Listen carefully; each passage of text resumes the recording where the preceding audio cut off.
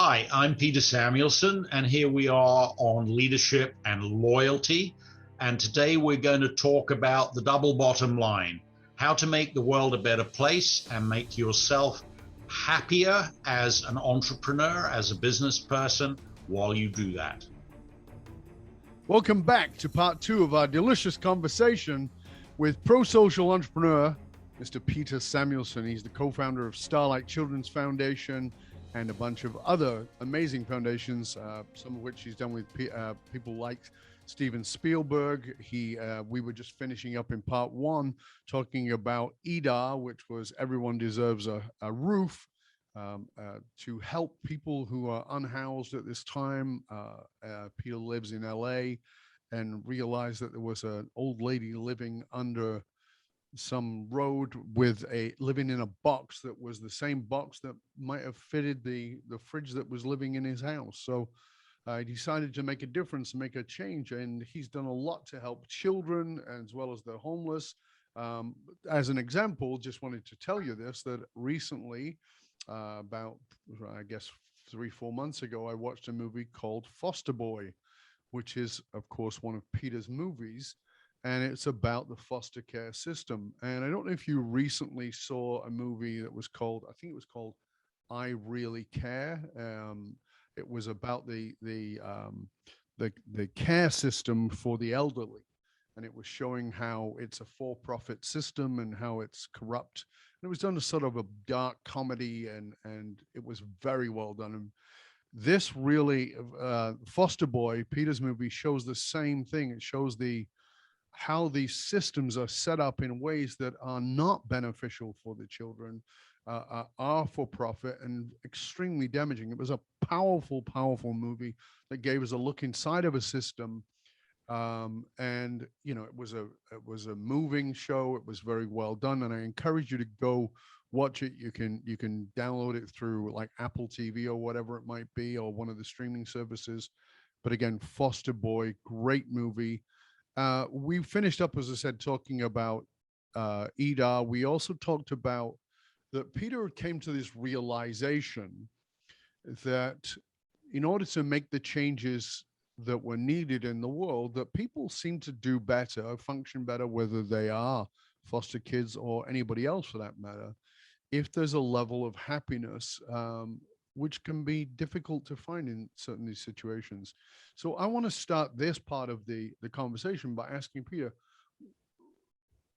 what do you see as real? I mean, because we can be happy, we can watch a movie and feel good, we can listen to a comic, we can feel good, we can get something new and feel good. But what do you see as real and meaningful happiness?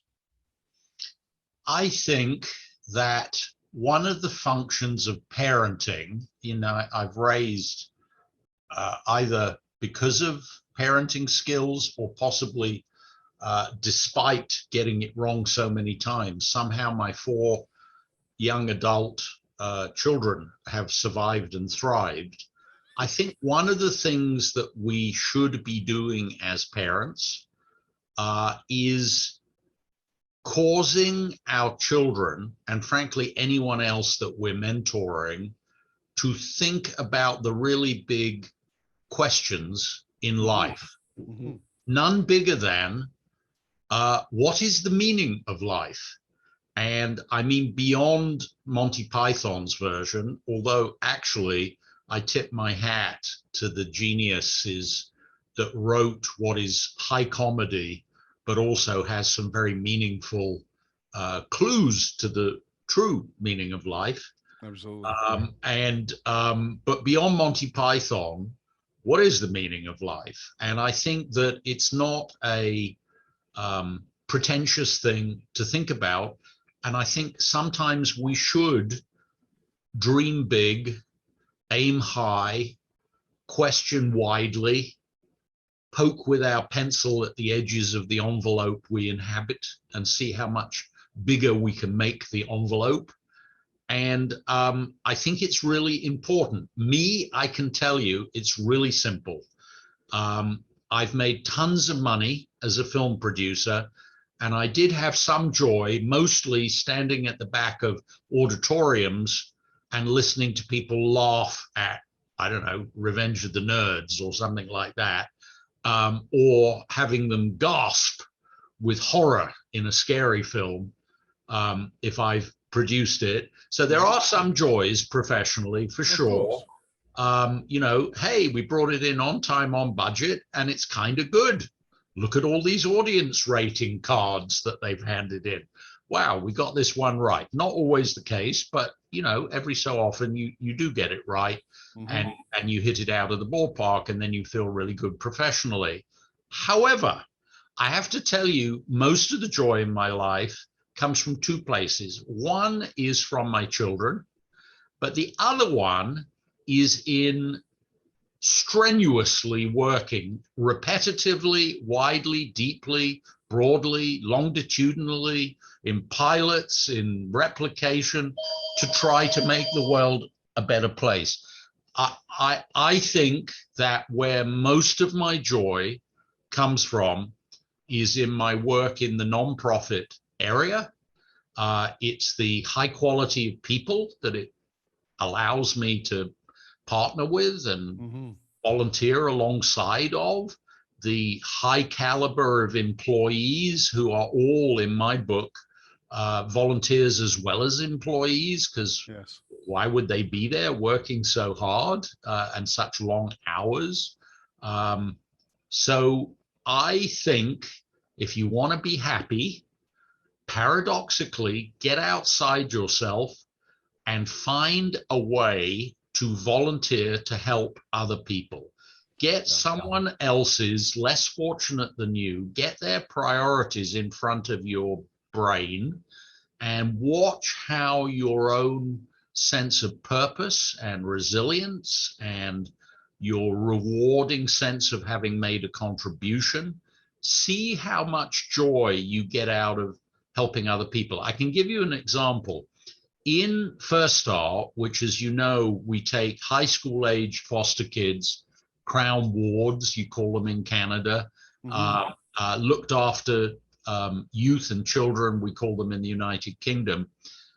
We take high school aged, years 9 through 12, and we house, educate, and encourage them on the campuses of big universities with the goal of getting them into colleges and universities, and we do. That's pretty awesome.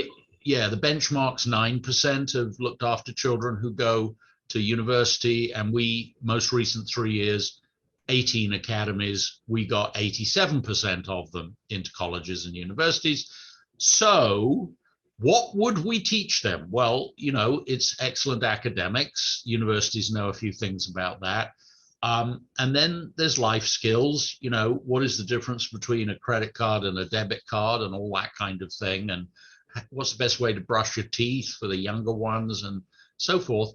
And then the third thing has to do with the intangible stuff, self-esteem, feeling good about yourself. So here is what we did. An amazing man called Mort Meyerson, who I love very much. He was a co-founder. He was the partner of Ross Perot back when, at the beginning of the computer period. He made a lot of money, and he's kind of stuck with me through all sorts of stuff. And we'll talk about the new Medici in a minute, but he's definitely, if he had been born before the Renaissance, he would have been a member of the Medici and would have fitted right in. So he said to me, if I gave you money, what that you're not doing now, would you do with it? And I said, how much? And he named a number. And I said, how many times? He said, well, maybe I would do that annually. And I said, right, here is what I have wanted to do, but I couldn't work out how to raise the money. But if you're telling me that you'll literally do what I think will make a huge difference, even if it's a bit counterintuitive, then I'm going to do it.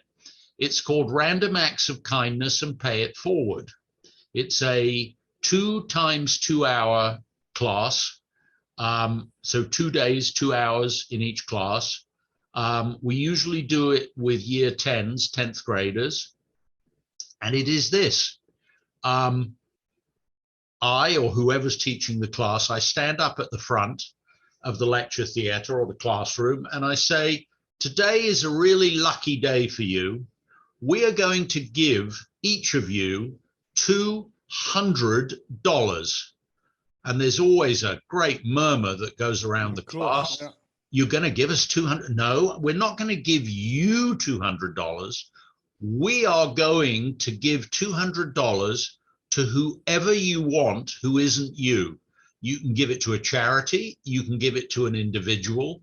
It can be anyone, but it can't be you. You have to write a little essay and say why you want to give what and to whom.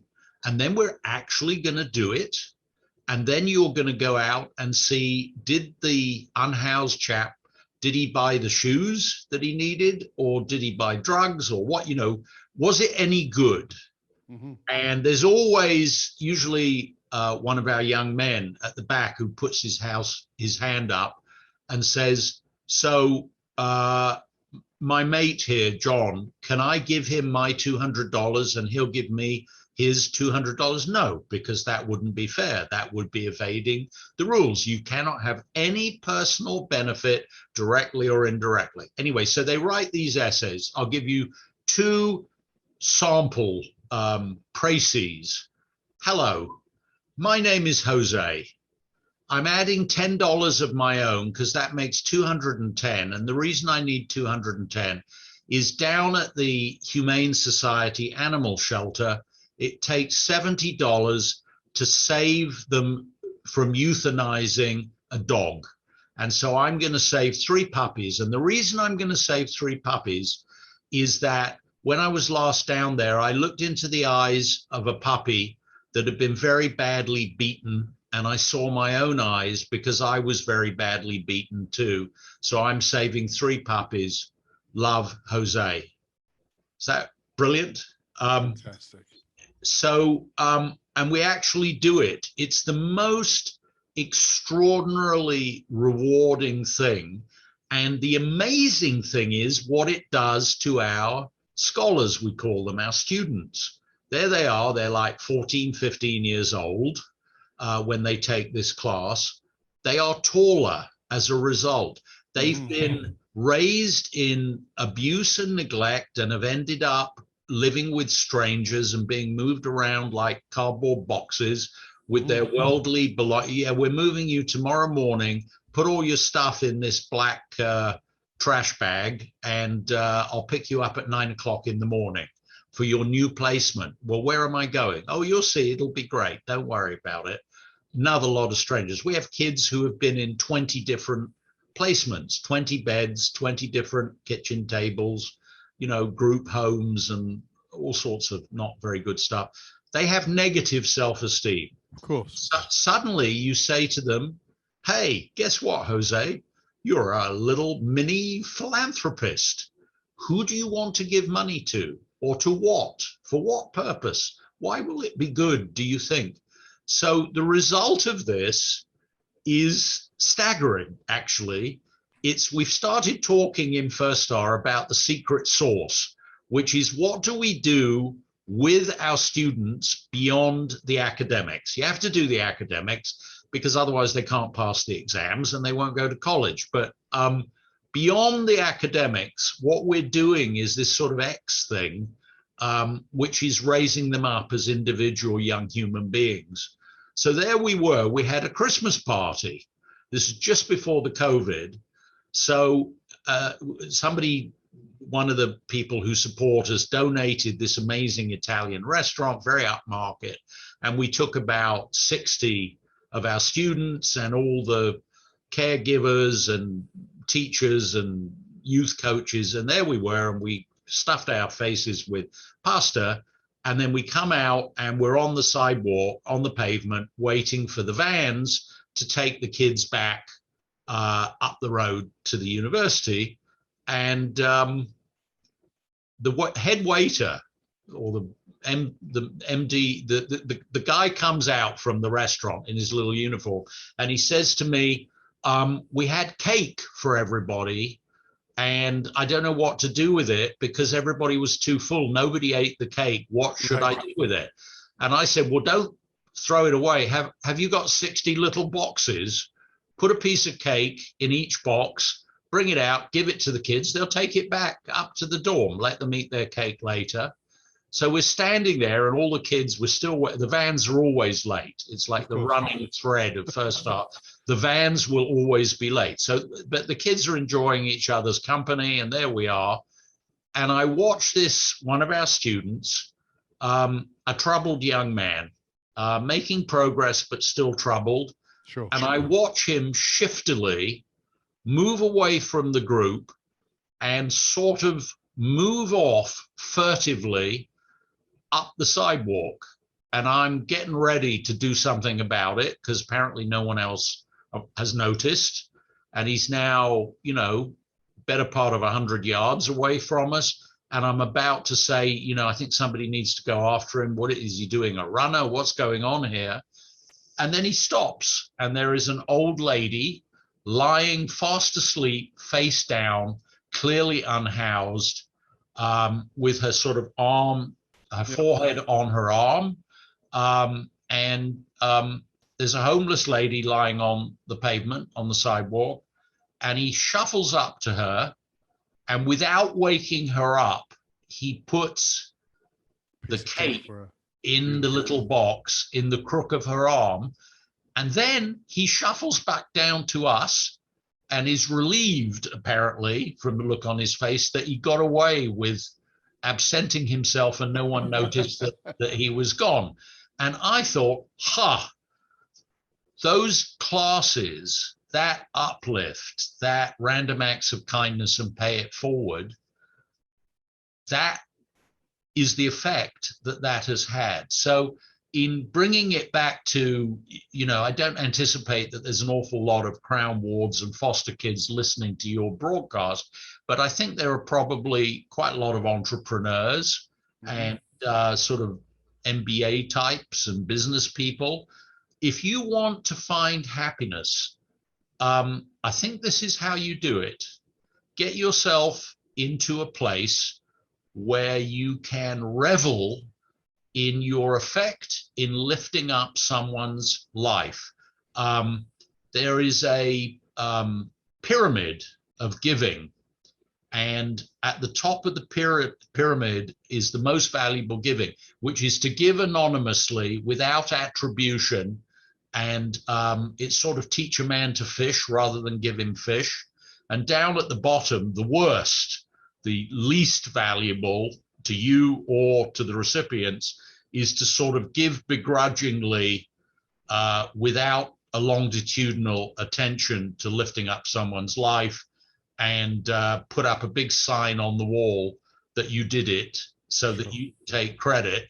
But I think it's all good. And I think we've all got to, it's, you know, we live in a first world situation where we, of course, you know, as you said earlier, you know, we live in a world where we got to focus on making a living, making a profit. All those things are good, but it's not soulfully satisfying to just do that.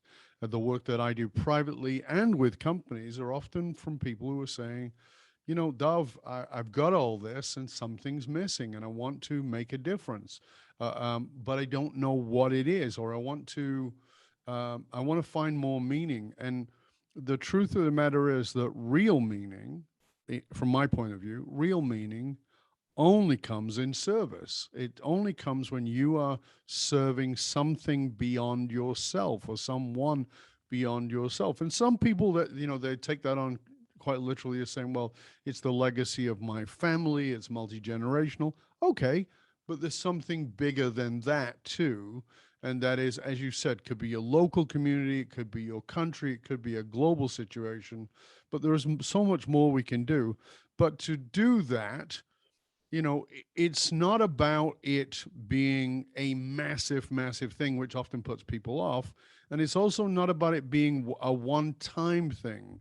You know, so when I'm out walking with my granddaughter, this particular granddaughter who is 11, I make sure that I'm always carrying money because I want her to give it to somebody. And I ask her to give it, not me. I don't want to do it. I want her to do it. And I always give her the same instruction. give it the person, tell them to have a lovely day and do whatever they want with it. Because then there's no agenda. There's no agenda. And a lot of times we give and we want to be righteous about it. Well, get yourself a hot meal. Well, maybe I don't want a hot meal. Maybe they want something. Mind your own business, give it without that, but commit to serving in some way, shape, or form. And one of the things that I love about this class that you're doing is it's teaching people the model of giving, even when you think you don't have. So that, you know, the example you gave, which is lovely, of the Jose putting $10 of his own money in to the 200 to save 3 puppies, becomes a model. And it becomes the model of, I can do something. And we're all running this idea, I can't do anything, I'm too small. Yeah, you can. You can all do something. And I love that you're doing that. You brought up earlier the new Medici. I want to talk a little bit about that, because when we think about, for those of us like me who are a bit of a history buff, you know, we know that back in the 13th century, the Medici family wielded great power, political and financial. And some saw them as extremely ruthless. But without them, we wouldn't have had the Renaissance. They were the awakening.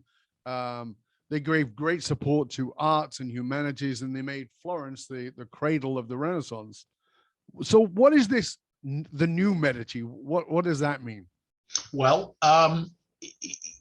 self-evident truth, there is more huge amounts of money in the hands of relatively small number of very wealthy people now than ever in history. Yes. There is more disparity of wealth. It's to do with the tax cuts and the strength of the markets and this and that, hedge funds and all the rest of it. I do not believe there is anything the matter with being wealthy. No. I think it generally is not inherited wealth. It's usually earned wealth and a combination of hard work, a good idea, maybe, and some luck, maybe a lot of luck. But there is a huge amount of money, far more than any human can possibly find ways to spend on making themselves happy. You are not twice as happy in a 40,000 square foot home than in a 20,000, or in a 20,000 square foot home than a 10,000. At some point, south of 10,000 square feet, that's enough house for any family to walk around in. And beyond that, it begins to feel a bit like an airport. So who are the new Medici? They are people who also have a soul and have a sense of wishing to create a legacy, and not just to pile up more money in accounts where they send you a statement every month and, oh, look, we're another 12 billion richer in this period, or whatever it may be. I think if you look on the tombstones of very wealthy people, it tends not to say he made a lot of money. She founded a huge department store chain, or whatever it is. It tends to say friend of, you know, the unhoused, or it says it sponsored the science of something or other. Or so in other words, it's usually something that was of legacy benefit. Yeah. So the Medici, as you said, there they were in Italy. They were able to do things because they had the power of the purse that nobody else could do. And they did them. I don't know whether they did them by accident or on purpose, but the more they were successful, the more they did them. So there was the young man who they had hired to teach math to their teenage children.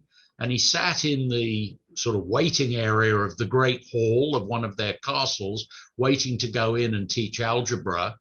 And this young man himself looked up at the chandelier, and in a flash of intuition, he realized that it pointed straight down and made a 90-degree angle with the floor. And he thought, well, I've been in all these different Medici castles across hundreds of kilometers from each other. It always points at 90 degrees. And he measured it, and he said, it's always exactly 90 degrees. And he said, well, if the earth was flat and the same force is pulling these chandeliers towards it, this gravity thing, well, then the ones on the edges would have to point at an angle, wouldn't they, in order to point at the same place as the one in the middle. So he thought, aha, so the earth is not flat, which was the common view and what was taught then. The earth must be a sphere. And then he thought, hang on a minute, that means also that the sun does not revolve around the earth revolves around the sun. So his name was Galileo. Galileo Galilei. Yeah, and so when he started talking about this, the Catholic Church arrested him and were going to burn him at the stake as a heretical force in their worldview. And the Medici said, well, no, actually, sorry, Father, he's under our protection. Leave him the hell alone. The other thing they were able to do, which our new Medici do as well, is to, we live in a very complex world. And because the human brain, since the Renaissance, didn't get any bigger, the only way we've been able to deal with this humongously, exponentially growing fountain of knowledge is we have to specialize and go narrow. Yes. I had MRIs done of my hip just recently, actually, and I joked with the radiologist. I said, so how are hips more or less interesting than elbows or knees or whatever? He said, no, I don't do any of those other things. I'm just the hip guy. I said, please God, tell me you do left hips and right hips. He said, I do, but I don't do knees. I haven't done knees since medical school. So we've gone ridiculously deep. So yes. Trouble is, the challenges of humanity are more and more complicated. Peace in the Middle East involves everything from agriculture, water policy, military planning, religion. I mean, it's endless, and history. How do you do that if everybody's a specialist? Well, the answer is, if you are the new Medici, you can force, like the Medici, the real Medici did, when they would send a ship to the New World, they didn't just send merchants and sailors.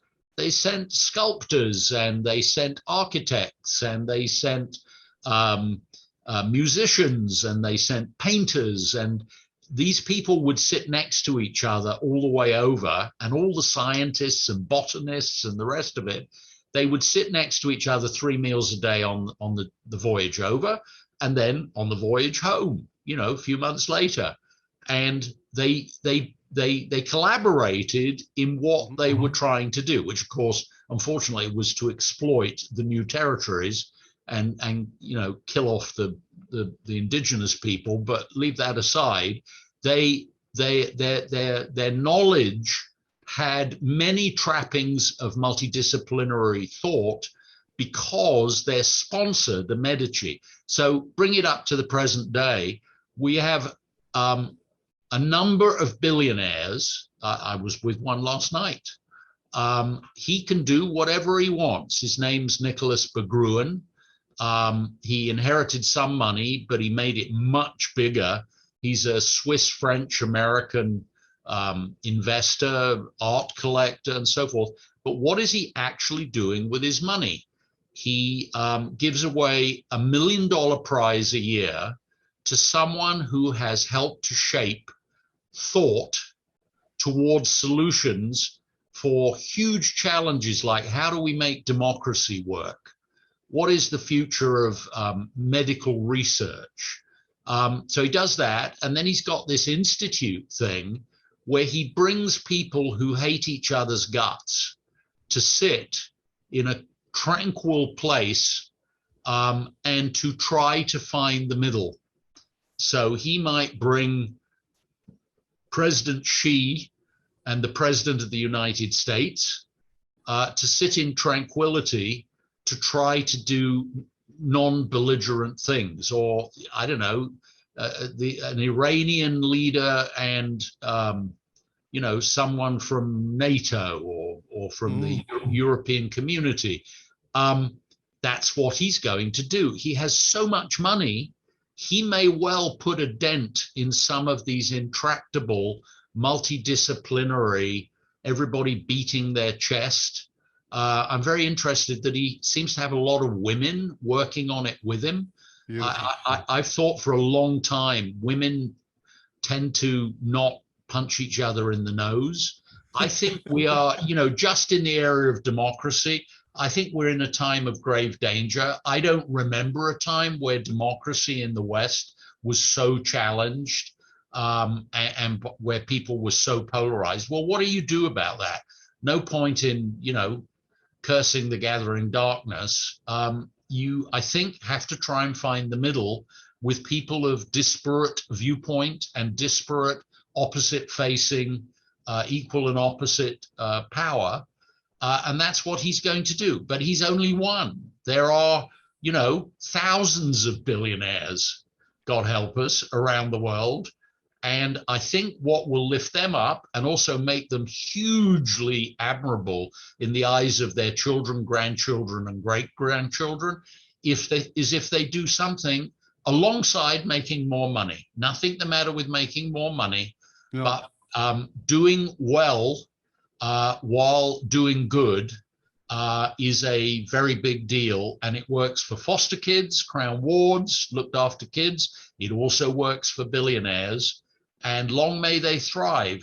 They are almost the only place, if you're an entrepreneur and you have an outside the box idea, is this thing on 4 wheels, but we haven't built one yet. Can you please give me some money to build it, and then we'll pilot it and see if it's any good? Who's going to give you money? Government would laugh at you. Business would laugh at you. Established foundations will laugh at you. What are your outcome stats? Well, we haven't got any yet. It's what we call blue sky. So in the venture cap area, we absolutely do have early stage investors, but where are they and who can they possibly be in the Make the World a Better Place department? I think it's the new Medici. You go and you inspire them with a story. You describe that which doesn't exist yet, a skill of pitching, which you learn as a film producer. You're constantly explaining things that don't exist yet. Well, it's this story. There's this man who, and then, and this, and what, and in the end, this. And if you can inspire emotion in the heart of whoever you're pitching to, they give you the money, or they agree to direct the film, or they agree to star in it, and then you make a film.